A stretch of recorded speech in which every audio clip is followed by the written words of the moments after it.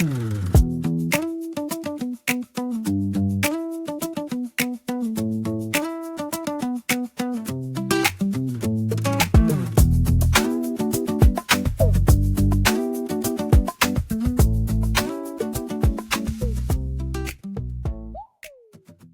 one time. Did you bring me a bottle of rum? Yeah, I think so. Didn't The I? Mexican rum is crazy. I don't know. dude. I've had. Did I bring you one? You didn't bring me nothing. Oh, sorry, bro. I love you. It's okay. It's all right. It's No, called I rum had potosí. my brother-in-law actually brought a bottle of, I think it was vodka or something like that from Cuba, or no, it was rum. It was rum, Cuban rum. And he's like, "Hey, yeah, man, this thing is like, That's I that real guess rum, you dude. can't really export it, I guess, because it's illegal." So either way, he gave it to us, and we were looking at it. We're like, "Yeah, we're not going to drink this. We're not going to drink it. One, because it's probably going to be disgusting. But two, who knows? There's zero regulation. It's probably going to be poisoned. It's actually just ethanol. It's probably what it is. Yeah, Maybe pure it has some good gasoline drugs or something. Hey, you never know. Yeah, could be a liquid meth. Yeah, or like ecstasy. Well, actually, I don't know. I don't think they produce that out there. What? Meth? I don't know. I don't think they produce that in Cuba. I think they produce like other stuff. Yeah, like cocaine and stuff like that. And these, are we allowed to say cocaine shit on? Yeah, you can say whatever you want. Yeah. Okay. And Cuban, authentic Cuban cigars and stuff. I don't smoke cigars though. Oh, they're just kind of here for like show. Like, you got a couple around here. You don't? That's not unfortunate. really. No, it's not. It's not my thing. Not even when you've like gotten drunk and shit. You like just don't want to like. I've had it.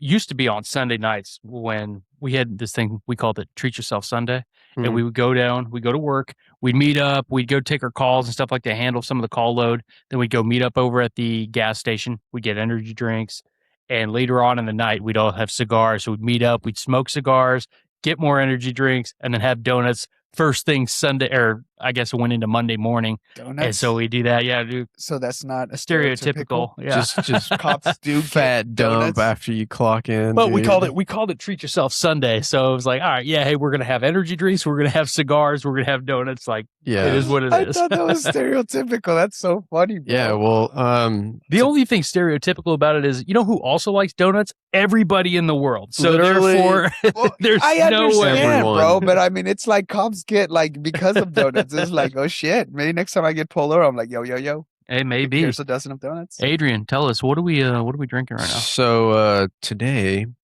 I brought some good old Knob Creek. It is a 9-year aged bourbon whiskey. Yeah, it's so this one in particular, it's the Independence Edition. They did it for like the 250th birthday of America or whatever. But it's a small batch. It is 100 proof, so your average whiskey is like a 45. So like your Jack Daniel's, stuff like that. So this one is 50% instead of a little bit stronger. But yeah, I saw this bottle just kind of staring at me on the shelf, and I was like, I'm gonna bring you home with me to a good home. So it's because it's the 250. It's the 250 bottle. You really can't. Well, I saw the American flag on the bottom, and I was like, dude, this is sick. Because I just picked up a bottle of Maker's Mark that was like to the ones who serve or whatever. So it's like a little bit stronger than your normal stuff. I think it's like 112 proof. So it's like, 50 something %. Yeah. But that one's like dedicated to like, firefighters, police, military. So it's just kind of like an independence thing as well. And it also had like the American flag on it. And then like the silhouette of like the police, the people. Sure. But yeah, so I was like, you know what? I'm gonna get this one as well. And I cracked it when I got home, and dude, this stuff is pretty tasty, dude. So thankfully, we've been letting it sit in the ice and marinate in water for a little. Because otherwise, it would be strong. I had it. Yeah, you already tried it? Yeah. Yeah, brother. Yeah. So cheers. Guys, what do you think? Cheers, guys. Whew, that's it, strong, bro. It's good. It's actually really good. What was that thing that you brought? That is good. Yeah, that's really good. Yeah, dude. And so this bottle, if you can find it, it costs roughly like I think it was like $42 with tax. Oh, sweet. Like after tax, $42. Oh, yeah. Yeah. So it's like a big bottle too. It's a nice size bottle and it's tasty. Dude, I feel like the 250 year anything signature bottles that's 250, I'm like, yeah, I kind of want it. That's why I have this bottle of wine right here too. And I'm going to have to turn it over every now and then so the cork doesn't dry out. Yeah. But I want to keep that just for the straight up We the People 250 just 'cause. wine. Yeah. So let's see here. Yeah, I was gonna bring a bottle of Weller's. Look at that bottle right there. That thing is. This is cool, dude. Sick, yeah. You know where you get it? Where you get your rotisserie chickens? Costco, bro. Nice. For real? Yeah, dude. It was a good find, right? Yeah, I was gonna bring the fancy Wellers, but I was like, that's a little too strong to start the day. Yeah, because I mean, not really. Because this one, I mean, it's 100 proof, and that one's like, shit, I think like 115. Yeah, yeah, it's a little stronger than what you want to start with. For sure. Well, guys, welcome back to the podcast. I know you both have already been on before, so Miguel and Adrian, this is always a fun time. Yeah. I know. I tell you what, Miguel, why don't you start us out? What's kind of new in your life right now? Well, dude, we're back to our old company. How long ago did we 3 years ago? Actually, no, y'all were. No, I met him 3 years ago. I met you like. Oh yeah, 5 years ago. 2021 was when we met. Yeah, but bro, no, y'all left after I had already left. So y'all left what, 2023, end of 23? No, I think it was 2024. Was it 24? It was June or July 2024 because you're right. Yeah, that's when I like divorced it and all that stuff. Right. Yeah. I just bought the house in Royce City when I moved out there, and then it was like very shortly after that we had made that switch. Bradford, and that's immediate. What we only lasted like a year, maybe less. Yeah. Yeah, y'all were there for like a year because I left 23, and then y'all came in 24. Right. Or like end of 24, y'all were working at Monument, I believe. Yeah, we ended up switching over in about May of 25. So we were only at BE for about a year. We were only here now at Monument for a year, and now we're back where it started, bro. I know, dude. It's pretty exciting stuff. I know Adrian might not be releasing it to the world yet, but too late, Adrian. Yeah.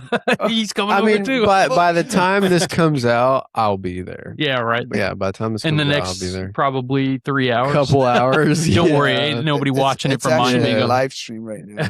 Oh, that's fine, dude. Hey, honestly, the people that are important enough to know already know. Yeah. So to me, that's all that really matters. I'm like, bro. To me, it feels good. Like today when I was driving over here, I was like, damn, bro. Like you get that feeling of nostalgia, where you're like, dude, I'm back at the place where it all started, but it was like a place that never really broke promises. Sure. You know, so I was like, damn, like this feels good, dude. Yeah, I felt like it was when I first came over, obviously it was a good starting place for me. Like they did promise like, hey, we're gonna help you out by sending you leads to begin with, which is huge when you don't really know anybody in the area. Us leads, brother. God. Yeah, they did. I felt so bad because I like would forget about people because I would get like 7 leads in a couple days, and I'm like, I'm so sorry. I have to schedule 15 showings between these two families, but now this guy wants to see a house the same day, and I'm like, dude, I can show you like 8 p.m., bro. I think they took us to a Mavericks game. They took us to a Mavericks game. My phone rang so much. I ended up having to take like 8 calls during it. And I got, it wasn't 8 different clients out of it, but I had 8 different leads came in the like 2 hours that we were there at the Mavericks game. So it was, they definitely provided quite a bit. I had to turn myself off on like Fridays and Saturdays because I would spend Fridays and Saturdays showing properties to the people I got. Monday through Thursday, dude. It was like, and I felt bad because they were always like, we need coverage on the weekend. Well, I'm like, dude, I'm literally showing all the leads I got this week on the weekend. Like, I can't take the leads, bro. Yeah. No, I think it was a great kickoff to my career and everything like that too. The only reason that we left was really because we kind of got overpromised. I feel like a little, and maybe not even necessarily overpromised, but I felt like it was going to be a good business decision. Like I could make more. Like my business was up and going pretty well. They got a little bit higher split if I left, and I was like, okay, that sounds good. And I thought, well, this is. It doesn't really matter a whole lot about the brokerage that you're working for. That doesn't adjust really on your business. Yeah, but it kind of does. The support is like what matters. Like, I honestly regret leaving, bro. Like I lost so much. Goddamn. But everything happens for a reason. Yeah, you've gone through a lot as well, which is what I think has played a big factor in it. But like, I was just a little bit not necessarily unhappy, but I just felt like there was a lot more camaraderie. Well, there was like a feeling of gloom that Right. like slowly started taking over the place we were at too, because it was like people were moving, we were seeing new faces, but then at the same time, it like one of the leaders had passed away, you know, and it like kind of set the mood Yeah, I for a think good that's what, like, while. It's, kind I of mean, brought it's, everything yeah, up. it screwed a lot of things up, man. And then on top of that, it was like, I don't know, there was like a feeling of absence, you know, for a good Oh, while. for sure. And then like I was in a different situation than y'all, and I needed to get out. And I was like, this is the only way I see fit. So, you know, I did what I did and I left. Yeah. And, you know, when I did leave, they told me like, there's always going to be a spot here for you, you know, like Right. come back when you want. We'll see you when when you're back. And, you know, I made the call and they were like, brother, it's about time. Brother. Let's go Right. get some lunch, you Right. know? And I was like, all Brother. right, I'll see you, dude. And, you know, after that, I was just like, damn, dude, I feel like a little bit lighter, you know? I remember leaving the first time not feeling great about leaving. I was excited about kind of like Yeah. a new change of scenery, you That know. was just too much adrenaline, I feel like. Right. It was different opportunities, but I remember just the dread of actually leaving and the sweating of like, oh, this is horrible. And leaving Monument to go back, I did not feel that in any slight inkling. Not Yeah. at all. Well, we've been talking about it for months, bro. Yeah. We did. Like, We were talking about when a while back, dude. Because Yeah. even I probably was 4 like, or 5 months I'm ago. gonna go somewhere else, dude. Well, because it Mhm. just that same feeling when I left Regal was overtaking this place. Yeah. So I was like, I don't see myself working here much longer, just because it was like I felt like the culture was starting to slip and like the promises weren't being kept Right. by a long shot. Well, And I was just like, this is just not even financially, just like mentally. I know I can take on a greater amount of work if I were to leave and be somewhere else where I'm like, I'm happy. And I know if I need anything, I can literally call our broker and be like, Right. hey, bro, I have no idea what's going on. And he'll be like, tell me, let's do it. You know, like, let's figure it out. right. Yeah. That Yeah. support makes a huge difference. And I remember, so I left, it was, you know, I left a little bit earlier than like Miguel. When Miguel left, bro. I left really bad, dude. But I was like, I was already going through like so much bullshit with my relationship at that point Mhm. that I'm like just making changes and shit. I was getting fucking fights with this chick like every fucking time. And it was like, dude, I just wanted to like, I don't even know what was I thinking. Like Mhm. to this point, I think this is the first time that I'm like, okay, I'm fucking good. Cause that time is like what? So much adrenaline, like in the fucking window. Well, and yeah, shit, we, like, yeah, well, so okay. Now I'll say this in our defense, like it was about to absolutely downpour rain. it did. And It fucking rained. it did. But there was dark thunderclouds. He was already planning to move this stuff out.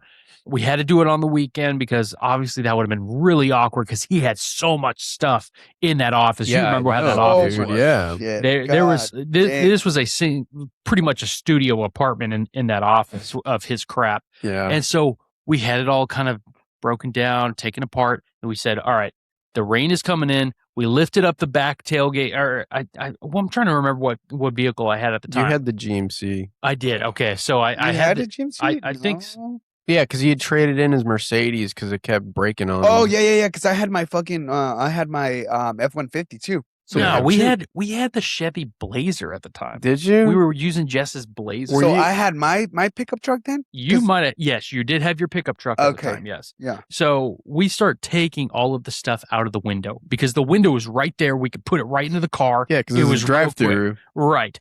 And so we get all loaded up in the car. And I'm thinking, Miguel could just walk right out the front door. No big deal. No, that's not what he does. What do you do, Miguel? What did you do? Snuck out of the window. You snuck out the window. He sneaks out the window. And like, that's not, most people are like, whatever, nobody cares. There is a straight up Nest Video. or ring camera outside pointed I right never out the noticed window. it, bro. Like and- I'm like, God dang it. How did you not notice that? Bro, We it was worked there too for much years. adrenaline. I was like, just like scared, bro. We literally had just remodeled that whole office, bro. We did. Like a month before. We did. Bro, And you a that's- grown adult. How you gonna be climbing out the damn I don't window? fucking know, dude. Okay, I have to remember. I was going through like a toxic freaking relationship at that time. Oh, yeah. Yeah, well, crawling out the window, then all of a sudden it got passed around rumors that they saw the video of him crawling out I'm the sure window. they still have it. We should probably I ask kind of hope Lane. they do. That would be hilarious to watch, though.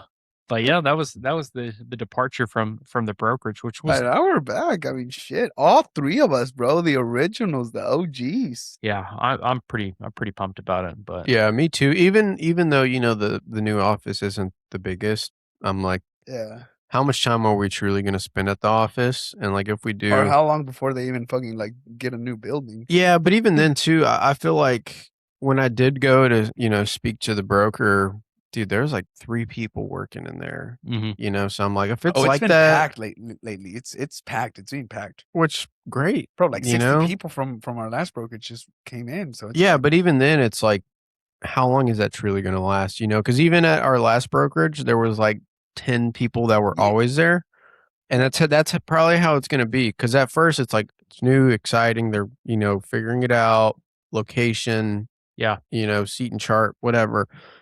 yeah. But now, give it like a couple weeks, and they'll be like, all right, you know, I can work from this coffee shop, that coffee shop, get lunch over here, you know, spend well, here. I think that's the best part of it because it is in the downtown area. There's so much foot Yeah, traffic down there, that and is there's so Yeah. many like little restaurants and different things. So I think you're right. I think we're right in the hype of like everybody's excited, everybody's moving, and I think give Dude, it a we were month. always at the office at We Regal. would- Dude, we we are. were there and it was always packed. every day. But we had Every our own freaking day. office space, though. Oh, yeah, I It mean- was not that packed. There was a lot of Well, times. I that it mean, was yeah, mostly but at just us. least like our office was always packed. Oh yeah, 'cause Yeah. Which we made. 2, 3 Maybe, of us, maybe yeah. we should ask Lane like, "Yo, bro, can we get an office?" What's no, up? you can't. Yeah, no, You I'm can't. good, bro.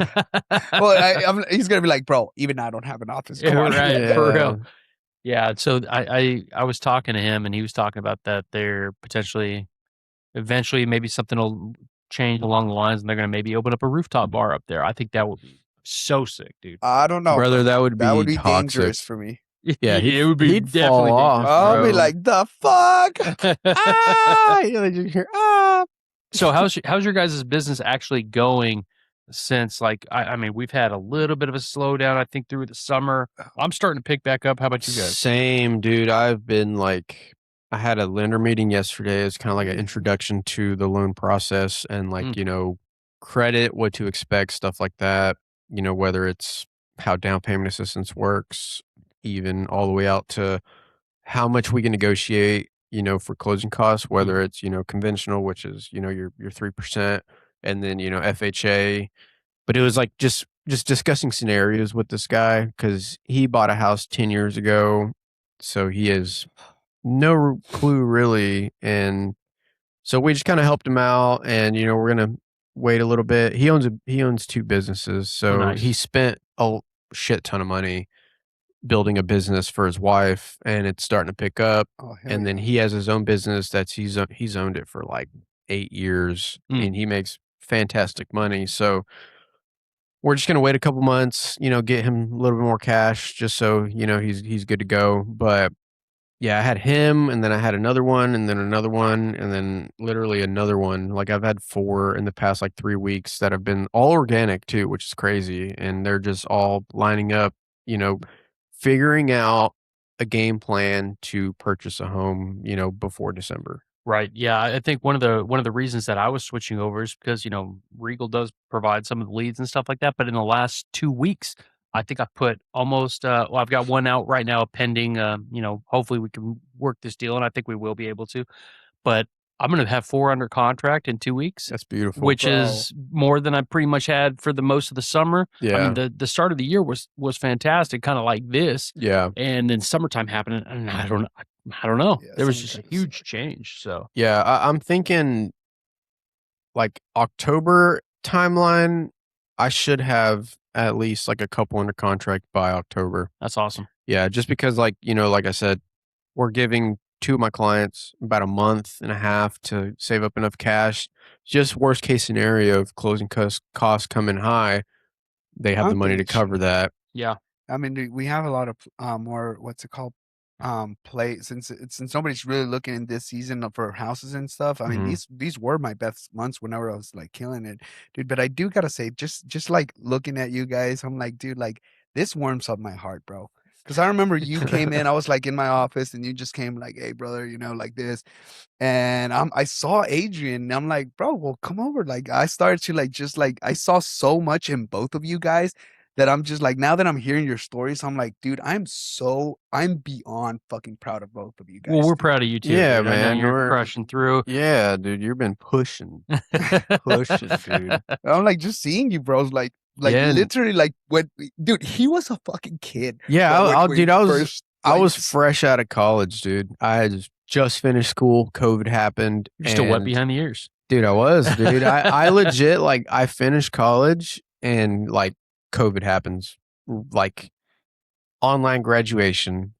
No, nothing. I don't even know if they mailed me my diploma. That's how much I, like, stopped caring. Because I'm like, the world's shut down and it's never going to be back to normal. So, like, I really don't care anymore because every single office job, because I went for business and finance. Yeah. So, like, any But job. you also had your own business, though, too. Yeah, and I did, but then I sold it and got into real estate. But at the time as well, it was just like, okay, there's like an incredible amount of uncertainty within the industry I wanted to go into, where like all the offices shut down. Anyone that I could, get hired by was like, we have a full pause right now for hiring because we don't know what's going to happen. There's going to be zombies in the street, like, it's going to be like you're in Philly, bro, with all the damn all crackheads. No, it's just a bunch of jackasses in face masks. Yeah, dude. But yeah, so that happens, and I'm like, right out. I'm like, all right, you know what? I'm going into real estate. I'm going to get another license. I got into that, finished it up in like a year because it was COVID. So all I did was travel and bullshit. Got in, and then lo and behold, walk into this dude's office. And I was like, because I was, first time agent and didn't know shit. So I was like, all right, well, let's make friends. So were you in that office working with Miguel at the same time Fran was there too? Because he had his own. He was doing a lot of his stuff. So he had the TV in there when he was doing all their stuff. Right. And then he moved out. Yeah, so that's what happened, and that's when they gave me that whole office, and then I invited both of you guys. I'm like, bro, well, come on in, like, just like, and then I remember you got so excited. I'm like, really, bro? I'm like, fuck yeah, let's fucking go, dude. And that's another thing that I love because I'm like, I'm thinking right now because both of you guys have been like, they're so fucking much for me, and I'm like, can you imagine just if I would have been a fucking complete dick? Yeah, like we would have not been here. And I remember with both of you guys, I'm like, fuck yes. What's up, homie? You probably would have been dead. Probably for real, bro. Well, let's see. I met up with Miguel. We went out to lunch. I was like, "Hey, bro, can I take you out to lunch or something like that?" Because I saw that you were doing great, right? Fantastic. Like every time we were in an office meeting, they were like shouting you out, and he was talking about all this stuff. I was like, "Dude, how are you doing this?" Like, I'm trying to figure this out. I think I hit close like maybe 1 or 2 deals in that first 4 months, 4 months. Maybe somewhere around there, which is my first year. My first year only did $1 million. Really, that's all I did for the whole year, dude. Yeah, and I was like hyped. I was like, I sold $1 million, bro. I'm like 22 years old. I'm like, this is insane. Yeah, and then like now I'm like, bro, I'm only doing like $3 million. This is stupid.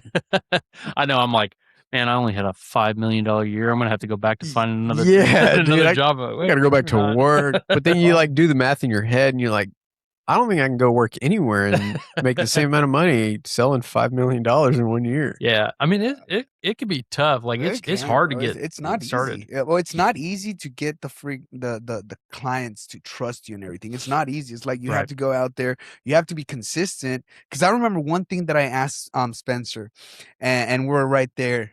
We're at Razoo's. I still remember our first date. And we're at Razoo's, and I tell him, "What do you do in the morning?" He's like, "I don't know. I'm just like I go drop off my kids, and I go back and just chill at the house. I'm like, well, that's your first mistake, bro. You need to come to the office every single day. And bro, after we started to like all three hang out, we're playing video games. Oh, I just got one under contract. Hell yeah! Like that it's just consistency, and the people that you surround yourself with. Like I always want to surround myself with like people that are like doing way better than me and everything, and they're way freaking smarter, because that's when I start learning. And that's how, like, now I'm in that position, and I hang out like with you guys, and you guys are freaking smart as fuck. So that's why I'm like, well, shit, like, I love you, buddies. It's motivating to see other people doing really well too, but to be able to kind of not always be on such a grind, like, oh man, I gotta do all this, I gotta do all this. Yes, I'm staying busy. I'm doing the things that we need to in order to continue to generate business. But dude, if we're not having fun, and I think that was the big difference. And like I said, from we need to go golfing next week. Yeah, well, but the big, the change in the brokerage does matter a little bit more, because without that, we didn't have quite the camaraderie. Well, you have like a feeling of like safety, where it's like you feel safe having fun. Mm-hmm. Where it's like other places having fun also brings a little bit of like a feeling of uncertainty. Sure. Where it's like here, it's like we know we can have fun and we're gonna be okay. Right. Yeah. Yeah. Speaking of having fun, we obviously did that Monument pickleball tournament, which you and I, champions, me and Adrian. Let's go. Let's go. So y'all need to partner up for bowling, right? That's 100%, dude. We're getting that freaking bowling pin again, baby. October, dude. Right? Yeah, October 7th, isn't it, or something? Yeah, we gotta go practice. I don't think we do. I think honestly, going in there not practicing will make me bowl better. I need to practice just because I need to get used to doing the curving the ball. Oh, you curving the ball? I just need to. Yeah, I've got. Well, because Adrian's off my team now. Miguel, are you in? Right. Yeah, I'll be like, let's fucking go. Fucking drinking and shit. Yeah. Well, it's like I got really good at curving the ball by the end of us, playing on a team together. Yeah. So yeah, I'm like, I just need to get like, because now I'm like 30 pounds lighter than I was, but I'm also stronger. So I'm like, I need to like figure out how much strength I need to put in like the actual throw itself. I'm not going to put any sort of thought into that, because to be honest with you, by the end of that, my shoulder already has the problem. Like I already have the impingement in there. If I go and start warming up, honestly, I'm just going to probably hurt myself. Well, dude, I've been doing like the hangs on the barbell where you just hang for 60 seconds. Dude, I'll feel my like shoulders popping back in place. I'll feel like all the tendons like cracking. And then like I've been doing that for like 2 months now. Zero shoulder pain when I bench press, like zero shoulder pain at all. So I will say, when I was going to the chiropractor, he told me the same thing about, since the muscle has like some tendon that goes over the top, well, that's torn. He said, but don't go down and get it operated on. Honestly, it's going to be it'll heal too much, itself, right? Yeah. It won't necessarily heal, but he said if you do dead hangs, it eventually will move the bone or something like that to create it more of a natural gap, and it'll stop pinching it. That's what happened to my left one. So whenever I take my shirt off, if you look at my collarbones, my left one pops out more. And I never got surgery on this one, and it literally healed itself. It looks a little funky, but like literally doing dead hangs and like mobility exercises, like I have no pain in my left shoulder anymore. I know you got to work up to it, but man, I'm trying to do. He's like, yeah, you got to dead hang, do 2-3 minutes of dead hangs, bro. I couldn't hang more than like 20 seconds, dude. I'm so fat and just like I'm heavy body. That's what I was about to say. You have gained a lot more weight. I'm just kidding. You fat ass.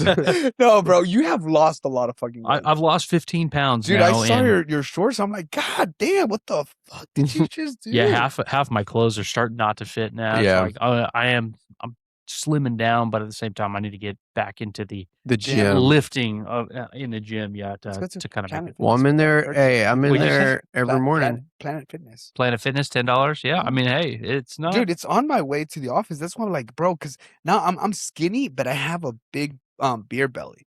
Because I don't think you have a big beer. You don't have a beer belly at all. Yeah. Not at all, dude. And I don't even know how the fuck I drink so much, because when I drink, I probably drink like, I don't know, 15 beers. Jesus and I'm like, Christ. All right, so we need to talk to you about get into a program. Right? Yeah. Oh shit!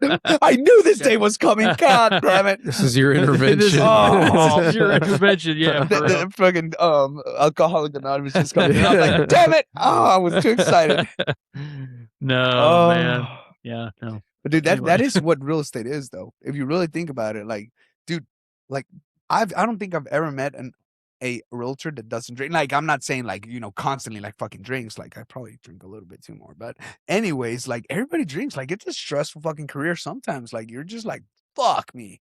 Well, I've actually cut back a lot on the alcohol. Same, so bro. most of the drinking that I do is actually during the podcast. Yeah. But then I feel again, that. then again, because you guys are like, you have a partner and stuff. I think my thing is like, I don't have any like, what's that thing called? Somebody that's like, Well, a companion. that's the thing too, though. Yeah. I feel like me as a person, I've always been like really big into like health and like just being outdoors and doing stuff. I really don't think I would drink more than I do. Yeah, right. The last If drop. anybody's looking, I'm pouring out the last drop of this thing. So, but yeah, I'm like, yeah. Even then, I don't really think I would drink more than I do now because I really don't drink during the week, and Anymore. I only drink on weekends. Yeah, because when I was a lot heavier, I was drinking damn near every day. But then I was like, this is literally doing nothing to me other than giving me brain fog during the week. yeah. Like I'd wake up and I'm like, I need to go to the gym, but I don't want to go to the gym because I'm like, I feel like shit, and then after that, now I'm like every single day, I'm like, if I don't go in the gym, depending on the day, I might do, But that's if you're getting fucked up. No, Like, it's even if you just drink, out, like, just one beer. Like, yeah, just drinking one Really? beer. Yeah, I don't know what it does, man. Like I think I've gotten to the point where I eat healthy and like anything that's not good for me, yeah, like affects me quickly. dude. Really? for me, the Whether it's like opposite. shitty food, like if I eat greasy food, Oh yeah, I can't. I eat feel greasy. terrible for the day. Yeah, I cannot eat greasy food. But for me, it's opposite. Like I can concentrate. I can do everything. But dude, once I have like one or two beers, dude, I'm like fucking just like, okay, fuck. I don't know. It's that AA meeting. Dude, no, it's not. Bro, because I'm still responsible. I have like 10 bar approvals right now. But dude, it's like when I get a beer, I'm like, oh, fuck it. It's hot as fuck, especially with this heat, bro. 109 or some shit like that. Dude, Ever been it there? has been overwhelmingly God. bearable, like unbearable. It's been been over 100 for like the last 30 days. Yeah. Dude, it's and been I don't know if it's in a so row or anything like that, but we've had over 30 Sunday was 100 terrible. degree days here, which is, I mean, it's definitely higher for sure. And I saw that we just broke a record. I think for August 23rd was like the hottest it's been was 107 back in 2010, and now it's 109 the other day. And it's 109, just bro. and I feel bad because Adeline, she's in soccer and Oh, she does yes, it for bro. Monday. We did a tournament Friday, Saturday, Sunday. She had practice on Monday. She has practice tonight and has practice then on Thursday as well. Yeah, but you also got to think too, if she's practicing out like towards the hills, kind of in the country, it's not as bad. She's not, dude. I'm telling you, it is out in the scorching heat. There is no shade at Oh, all. it's disgusting. It is just flat plain Not lands. a breeze, nothing. Nothing, dude. Oh, gross. I've actually held her back a couple of times from practice. I said, "Hey, it's too hot. We're not doing this." Yeah. So Bro, it's just- give her like a little thing because I don't want to sit out there and I'm in the shade because at least I'll pop up the trunk of the car and I'll let it overcast a shade to where I can sit there. But I know she's burning. Yeah, but even then, dude, like back when I played ball, if it was over like 102, 103, we had to go in the indoor and practice because it was literally too hot. Like, what's the military is black flag? Yeah, you know what I mean? like, hey, there's no training outside if it's past 95 degrees. Yeah, like for real? Yes. Well, yeah, you will die and have a heat stroke, bro. Yeah, well, like, then plus you have the fucking like ARs and shit. Like, well, they're not. Like, how we're hot that talking shit is? PT and training, bro. Oh, like, okay. Yeah, I'm talking more Thinking fucking simple. guns Like, and hey, shit. we're doing land nav with tactics and all this stuff, and it's like it's hot outside. We're not Yeah, doing this that. is crazy. Yeah, we're training for like to go to the desert. You know what I mean? I'm 2 tours in Iraq, But and even it's the like, okay, that's desert's hot. not even that Oh, you were in shitty. Iraq. dude. Oh, it was right? hotter, dude. It was horribly But hot. you got that dry heat, bro. No, bro. Like, okay, so my first appointment was in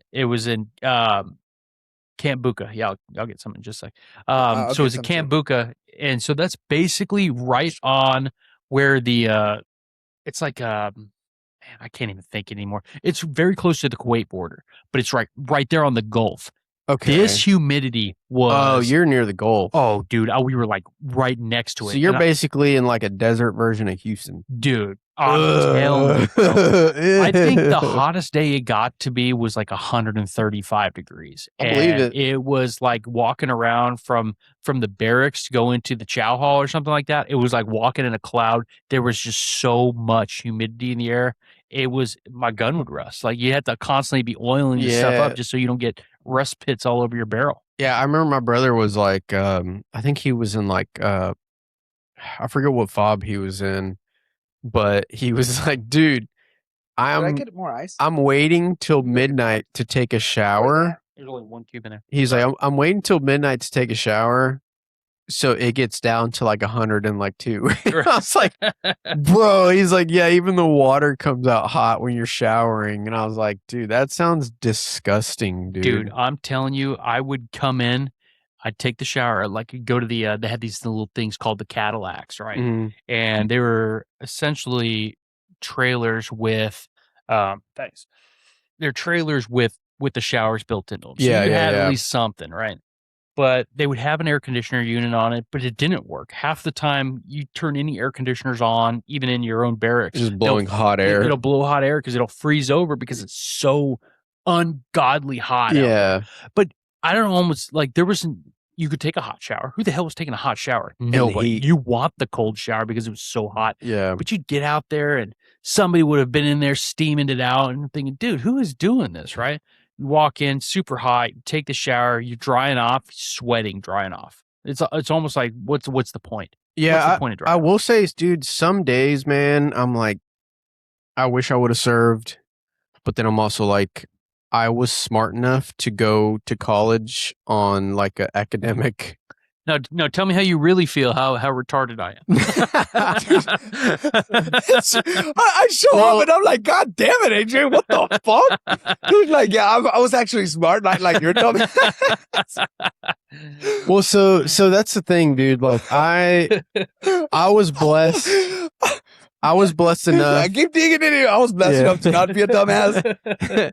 Well, no, I was blessed enough that my oldest brother was in the forces, he was in the army. And I asked him at one point, I was like, hey, bro, like, I kind of want to go in the military. Like, at this point in my life, I'm like the most physically fit, strongest, I'm like, I feel like I'm like peak human at this point. And I'm like, hey, I want to go and I want to be like a JTAC or like, something. And he was like, honestly, dude, he was like, don't. I was like, well, why not? He goes, dude, you own your own business and you make more money than like most people in the military do. And you're going into college. Sure. And he was like, plus like, just go to college. He's like, you don't have to go in the military. Right. So I listened. And then on top of that, like I graduated high school with a 4.11 GPA. God like damn. I was the top 10% in my school, like, and all the male teachers gave you extra credit. Pretty much, dude. They'd hold me for detention, even though I didn't do anything.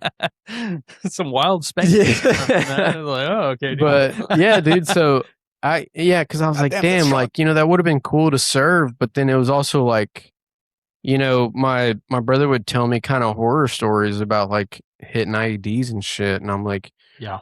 And like deep down, I had a feeling that I was like, I would be the statistic if I went, I just had that feeling. I was like, if I separated myself and went out there, I would be the statistic because I would, try to be selfless and like something would happen to me. Sure. And then, I mean, yeah, you could definitely see it that way. I mean, if that's the way you feel about it, that's the way you feel about it. I'm glad that I went in because it definitely set up a lot of things and a lot of opportunities in my life. Yeah. And I mean, my dad was in the military and stuff like that too. So it's kind of almost like a family tradition for us. Yeah. That we were going through. And I feel like it really would have been different if my, had, like a family tradition thing. Like my brother was the first to go and it was like, it was kind of weird because it was like, okay, this he's gone, like, and he's my oldest brother. We shared a room together growing up and it's like, he went to school, he went to technical college, got a job, making good money, and then he's just like, I'm going to the army. Yeah. And then he dipped, and it was like, okay, well, I get to speak to him twice a month. Mhm. He's in Afghanistan, or he's in some, hot ass country, burning his ass off, digging bombs up, doing stuff like that. So I was like, I don't know if I But how about them parties though? really want to. I've heard they're fucking badass. What parties, bro? I've heard there are parties in fucking when you go to the military. Honestly, and apparently they're badass. It's a very like selective thing, because every time I would go to like where my brother was stationed and hang out with his army buddies, it wasn't much of a party. It's more of like a backyard cookout. Dog. It's definitely just really more of a rowdy. Oh, dude, I've heard some crazy stories. I'm like, no, you get like wild. Oh yeah, for sure. People got wild, but I'm not going to say that they don't. But those are the people that had their first taste of freedom at that time, and that's why they got wild. Like. Yeah. Same thing with college. Like, you had your average people. I barely finished high school, so I don't fucking. Oh, yeah. But I'm saying, like, in college, you had your, like, straight edge. And then, like, the people that wanted to get their education. That's all they're there for. That's what they're paying for. And then you had the ones that were like, I have not had freedom my entire life because I either had really strict parents or I was just going through something, and now they're like the rowdiest people you'll meet. Well, I think it's an immature in the age group, because realistically, when people are going off to college, let's say you're a kid, you're out of high school, and you're going immediately to a 4-year degree, right? And going to a university away from home, living in the dorms and stuff. You're 18 years old. You're making dumb choices. We all when we were all at this point, when we were 18, it was before the ruling where you could still buy tobacco and stuff. Now it's all 21 to buy like tobacco and vapes and all that, like cigarettes, vapes. It's never been 18. It was 18. It was 18 when I was younger, because they would sell me tobacco at 16, bro. I looked old as hell my whole life, but that's true. It's because you're Hispanic. You got that something, bro. Hair, bro. It grows back in 2 days. It does. It's kind of annoying. Shit, I will say when I first joined real estate, it did kind of suck being fresh out of college, because it was hard to get. Oh, that's right, bro. It was hard to get people to trust me because I was super young, dude. I still had kind of that gleam in my eye, and they didn't trust that. And people can tell when you're young, and I think that you definitely get with age, you're going to get some wisdom for sure. And there's a trust that typically gets built into that. So I do feel like if I would say 30 plus, you're probably good. And then there gets to a point where you're probably too old. And then people go, oh, like, are you actually keeping up with this? And like, it's time for you to retire. Let me go ahead and take my medicine. There is a time where it's gonna jump back and forth, where it's like, okay, it's not beneficial anymore to be old enough for it. But there's a time that, yes, being young in this industry is much harder, bro. I think, than others. It was incredibly difficult when I first got into it. Yeah, because dude, I was super young, need life experience. Like I was selling houses to people that are buying their second or third house, and they're like, what's this idiot know about selling houses, but it's like, now, dude, I have so much gray hair. And that's from the job, They're dude. like, what's up, Dad? What's up, Grandpa? and like also then as well, like I'll meet with these clients that are, on their third house buying an investment home, and I'm like, yeah, I actually sold a multi-unit property for my investment client, da da da da da, and they're like, oh, okay, like this kid's kind of impressive. Yeah. So then it's like, okay, so then I'll talk to them like, okay, well, what's your goal? And I will help you make different game plans to get to your goal, because I've always been, a very like strategy and detail oriented person. So like bringing that into real estate really helped me a lot, because I'd studied finance and management, so I was like, oh, like I understand everything to the last penny. Right. So it really helped me bring like statistics and just like local economy stuff and just tie it together and like give them that information. They're like, oh, you actually know what's going on. Right. I'm like, yeah, dude, I don't see this at face value. I think that's one of the big things. You guys do it full time. Well, we all do it full time. So for sure. It's like you can't really like. I get it when it comes to that, but that's why you want to make sure you do this full time, because it's, dude. If I only did this like part time, I would have never fucking like made my name put out self. Sure. However you say that shit.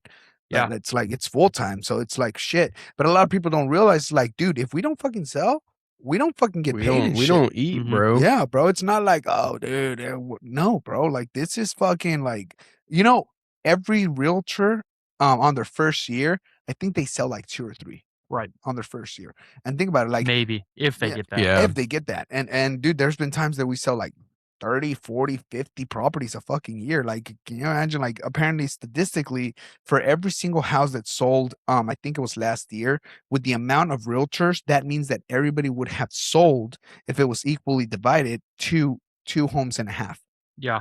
So if you really think about it, somebody for selling like over 30 or something is like, God damn. Now, I could be wrong on this, but don't they say that 90% of the business goes to the top 10%? Yeah. And only 10% of the business goes to the bottom 90%. Mhm. And it shows because like it's big time. Like I can tell when I'm working with somebody who's got a lower license number than me. So they've had it for longer. And I'm like, something seems off here. Like you're not clicking the boxes that you should be clicking and knowing how to do that. And then I look it up because you can look up people's numbers. Yeah. And it's like, oh, they've sold 2 houses in the last 4 years. Dude, like, why are you doing this? And who's trusting you to do it? Yeah. And that's why it's very important for fucking reviews and shit. That's why I tell everybody, like, do your fucking like Google page and shit. Right. And dude, because I've had situations where you have like these people that have been in it for like 15 years and shit.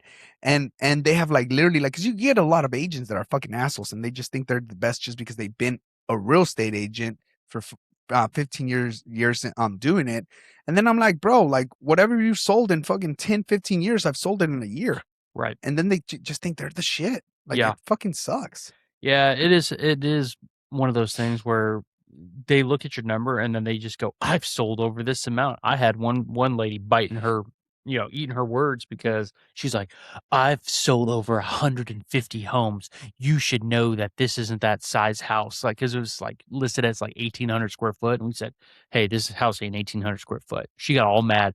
Come to find out, we had a measure. We had the appraiser come out and measure 1,300 square foot.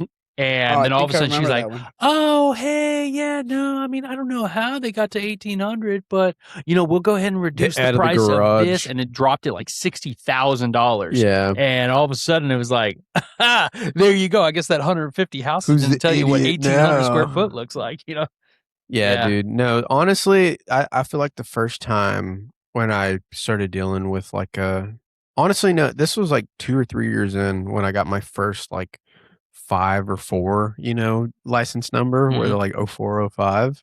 Because I mean, I'm an 07, which now it's like at 09 or whatever. I don't think, is it that high yet? I think it is because I got one it's that already was at 09. I think so. It's like 08 or God 09, damn. like high 08, so high or What low number are you 09s. right now? I'm a 07. I'm a 071. So And I'm you're like 07 as well, right? I'm a 078. Yeah, I'm a 071. So I'm like right when it hit 07s. 071. So you got your 2020. I got my license at like end of 2020, early 2021.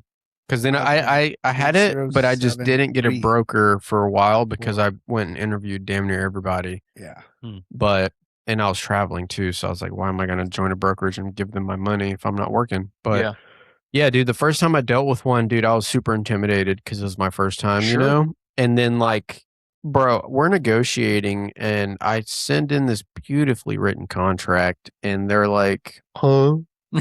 Why'd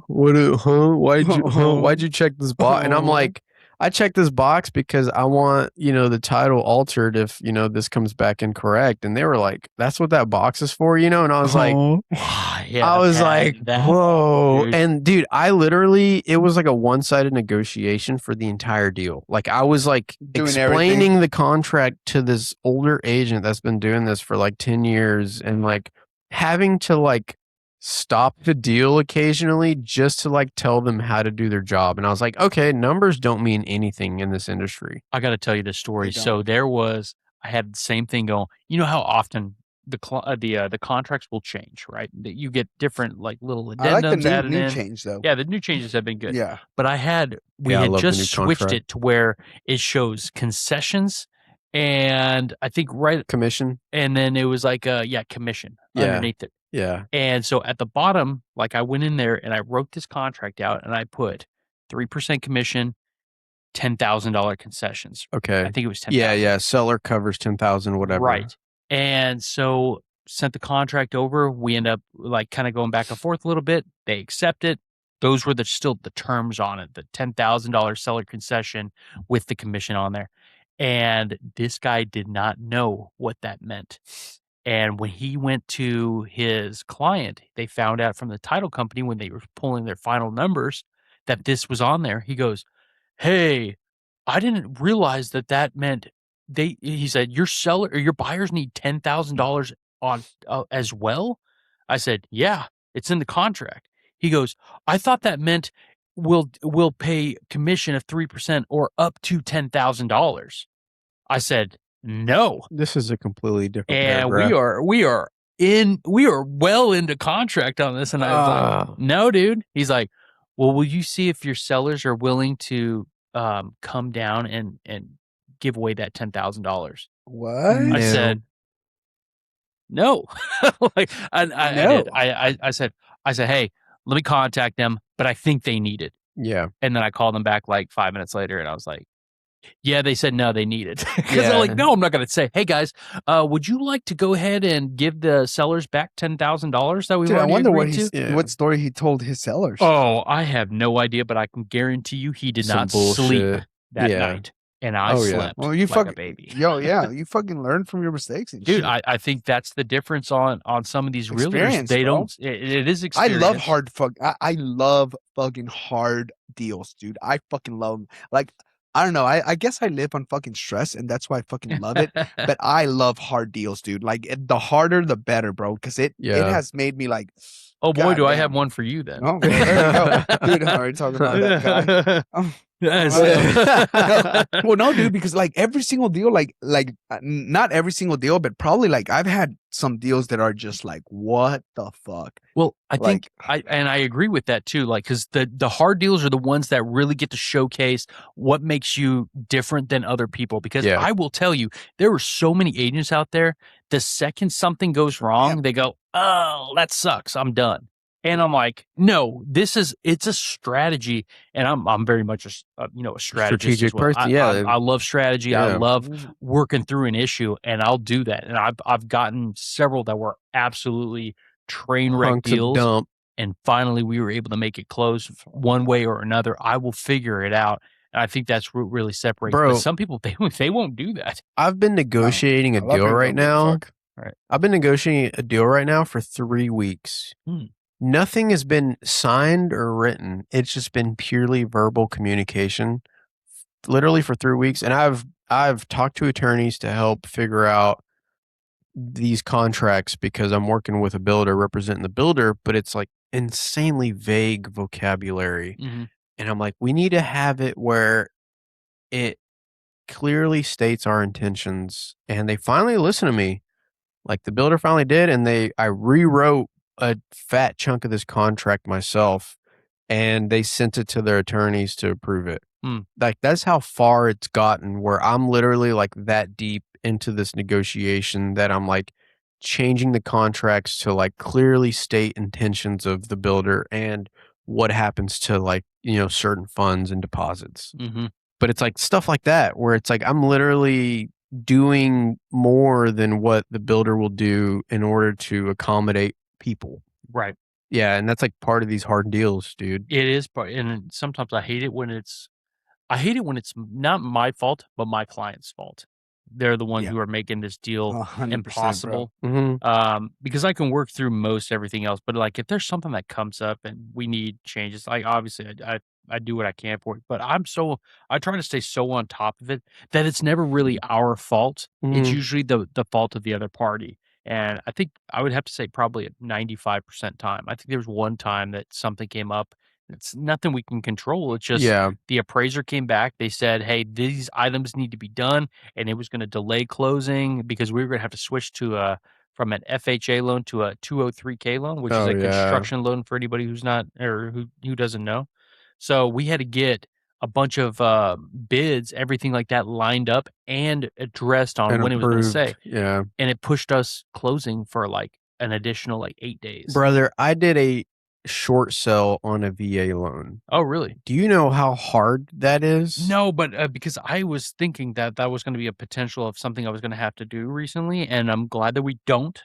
We end up working it out. Be glad, dude. I wanted to pull my damn hair out. Tell us what is the process like that? So because somebody else lives in it might help. So all right, when it comes to a short sell, I don't know about a conventional, because I didn't deal with it, because I deal with a decent amount of veterans, but with the VA, because the VA is very particular about the home and the condition and all the bells and whistles. They need to have it perfect or else they're not going to loan money.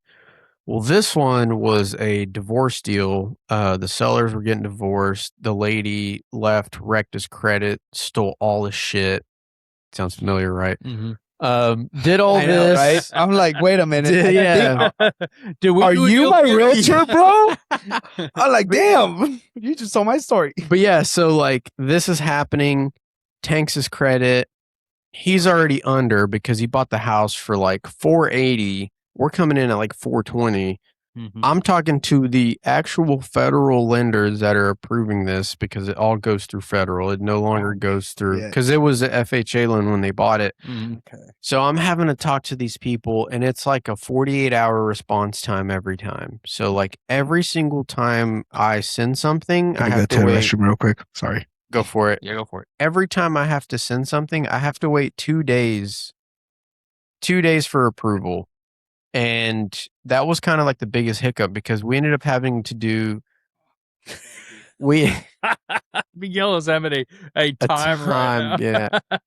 But we ended up having to do like 2 extensions on this property. And then like we also needed to get concessions. Well, I got lucky because the agent representing, I don't think she's ever sold a short sell at this time. So we're asking for everything. And she's like, sure. Right. She doesn't know what's going on. Right. She sends it out. And then the FHA people are like, or it's the HUD Homes, HUD, They're like, bro, what? Like they reach out to me and they're like, they said yes to this. And I'm like, yeah, dude, it's signed. Here you go. Like this is the dot loop here. And dude, it was just an absolute nightmare. But yeah, so the process is like, don't expect an immediate response for anything, because it just takes a minute, because it goes through all the federal, routes. And the closing itself is a little bit more tedious because they have to have like an attorney. The attorney of the title company has to do most of this work. But I mean, other than that, it was just like, it was more of a wait than anything I've ever dealt with. And that's what made it difficult, because I'm used to, like, oh, title responds in an hour. Right. But this was like 48 hours and then just constantly having to renegotiate stuff. And then like this seller was like one of the worst people I've ever dealt with. Like we close on the property, we get back to that house, because I go with him. I'm like, hey, I'm gonna be here with you because I have all the lockbox combos. So we do a final inspection, bro. There's like new holes and shit in the wall. And we're like, oh shit, dude, the VA is going to be pissed because this needs to be repaired. Nothing was repaired that they agreed to repair. It was an absolute nightmare. This guy left 2 vehicles on the property. And like, this was like days after closing. And then he ends up coming back, breaking into the house, and taking a lot of he comes, after he closed, like 2 days after close, comes in, breaks into the house, cuts these locks to get in, because we locked the garage up, and he cuts that shit. He takes a car out of the garage that he'd left. He takes another vehicle. I don't know if he got it towed or what, but like, because everything stays after closing, like everything he leaves, even in the shop, cars. Because the cars weren't even like, they weren't drivable. Like one of them didn't have an engine. One of them, was just probably don't even have that are hanging out on the actual. Essentially, yeah. So we're like, okay, we're just gonna sell them for scrap metal. But like even then, it was like he broke into the house, and he breaks these locks, takes all this shit that he wasn't supposed to be on the property. Well, yeah, legally, can't. And I reach out to the agent, and I'm like, hey, like, you better talk to your client or else I'm calling the sheriff and he's going to get his ass because he literally B&E, breaking and entering, like that's illegal. And, eventually we get it figured out and we negotiated a lawnmower, the zero turn, and he was filing for bankruptcy at the time. And we negotiated it, and he is like bombarding me. Somehow he got my number and he goes, "When can I come get my lawnmower? When can I come get this?" And I'm like, "Dude, we literally negotiated you leaving the lawnmower in the contract. Did your agent not tell you?" Apparently not. And well, he must have signed it, so he should have read the documents as well. But you're right, I still go through the documents with my clients, like just in case they don't read it. Exactly, but like overall, this was like a complete nightmare of like a deal, and he's like bitching and like, "I want this still, I want that, I'm coming to get this," and I'm like, "Dude, this client will shoot you in the face if you step foot on this property." Like he's a veteran, he'd been in like the special forces. Like this guy's gonna shoot you, bro. Was this like pretty much your toughest deal and stuff like that you've had? No, and that's No? the crazy part, Damn, dude. dude, that's why I love them. I fucking love these. Yeah, but the tough deals, dude, they just build character and they build knowledge because the whole time, dude, I'm literally like it got to the point where the seller's attorneys were on my side helping me more than they were helping them. Right. Because they're like, "We're over this person. Like Yeah. you know law and you understand the deal." Right. And we're like, "We're going to help you as much as we can because you're actually trying to get this deal closed." Sure. Like you're doing your absolute most to close this deal so we can be done with this. Right. Miguel, so I'm going to ask you then What's up? Same kind of question. Like, what do you think is there any deal that can kind of come to your mind that you think was one of your most challenging or one of your most stressful? Oh, goddamn. Anything that pops Dude, up? okay, so one of them, this is why it's very, very important. I have like a ton of stories. I probably have like 40 or 50, but this one I felt so bad. And this is why it's so important to pick up a good lender, bro. Mm-hmm. So I got this client. He was living in Las Vegas. He had a house. He was renting a house over there, and he had gotten approved and everything. So at this point, our job is not the lending side. We Right. have nothing to do with that shit. So, anyways, we do, but there's only so much we can do. And he was in Vegas. We were already like, I think 3 days or something before closing. Now, before this, I had shown probably like 30, 40 houses. He had traveled back and forth. We found the perfect one, negotiated, got a hell of a deal with him and his family. He had a whole family. They left the house in Vegas, everything okay, ready to go. 3 days, hey, you should get the seller's the closing disclosure tomorrow, right? So by this, he's coming back all the way driving with two U-Hauls. Two U-Hauls. He's driving from Las Vegas. A day before closing, he calls me just like mad, and I completely get it. They did not approve the loan. No way. Really? So what did end up happening with that? Dude, he had to come back and just like find a place, stayed in hotels and shit like that with his whole family, bro. Wow. I mean, I ended up giving him money, even though it wasn't my fault. The lender obviously did not give a fuck. I'm like, bro, I'm giving this guy like $2,000 just so he can stay somewhere, because it's my fault. I didn't even make shit. I lost money. Like, so Right. I'm like, what the fuck?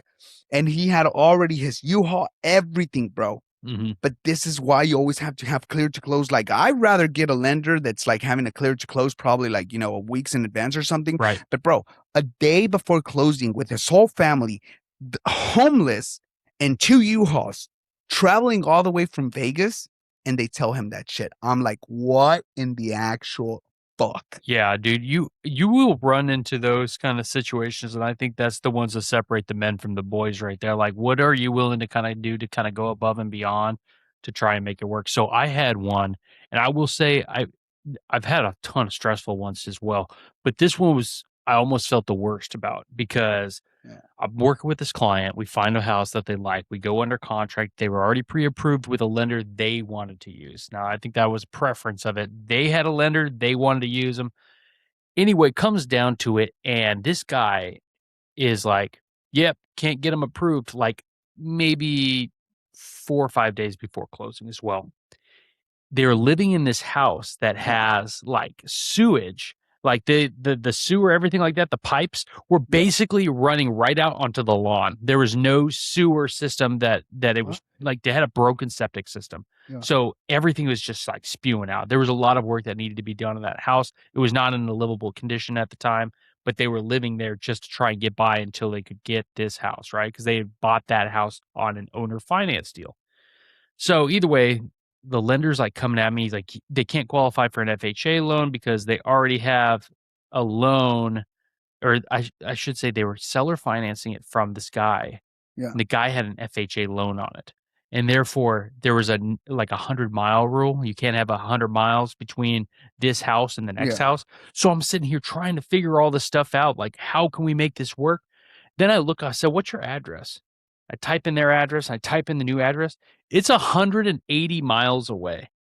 And I'm thinking, how did the lender not catch this? Yeah. Right. And so I call him. He's like, oh, I didn't even realize that. I didn't think to put it in. And I said, I had already sent it to somebody else. I said, hey, like, you need to get rid of that lender. That lender's an idiot. Right. Yeah. So I sent him to another lender that I had to use at the time and said, no problem. We'll get him closed in a week. 3 or 4 weeks later, we're coming up on a normal, what would have been a normal 30-day close. That's how much longer this thing was taking. And he said, hey, they have this house. It's on seller finance. They need to sell it. They need to either sell it or at least get it out of their name because that money is working against them. And I was like, there's no way. So I contacted her. I let her know what was going on. She said, hey, I can give this home to my ex-boyfriend and I have to get the, like I can give her, I'll give it to the ex-boyfriend that she was living with her and they had kind of bought it together. She's like, he could just have the equity and stuff like that. If he goes to sell it, whatever, we need to get into this house. I said, lender said that's what's okay. Yeah, that'll work. Come to find out. So she gives it, she transfers it. And the lender goes, nah, she's not going to be able to qualify still. And I said, what do you mean? She just gave away her home because you told her if she gives away her home, she's good. And we ended up having to go through, and I said, absolutely not. I said, we need to problem solve this. And we ended up problem solving it to where she had to get a note from the landlord or the seller, I should say, that says, hey, that's okay that she transferred the loan and that she's no longer obligated on that contract. It's going to be on him. And the guy did not want to sell it. And we went back and forth with that guy for like 5 days. And I said, hey, like, let's not be this way. They bought it together. Let him be the one who does it. He said, fine. And he signed it. And that was what got us enough to close the deal. Bro, they moved into the house. They were super thankful. But I was thinking, this was the most stressful thing in my life. Not because it's like, oh, I'm not gonna make no money. I didn't make hardly anything on it. I'm glad I swear. the ex was able to like, dude, right. like there's this one time. So when it comes to VA loan, like there's a limit when it comes to it. When it comes to like, hey, lending money and everything. And I remember I had like thinking about exes. They're not exes, but anyways, it's funny because they were both VA, but the loan was only going to be under one guy's name. And this, I think they had like 7 kids together. Mm-hmm. They wanted, like, you get all these stories, right? Like they wanted an 8-bedroom home.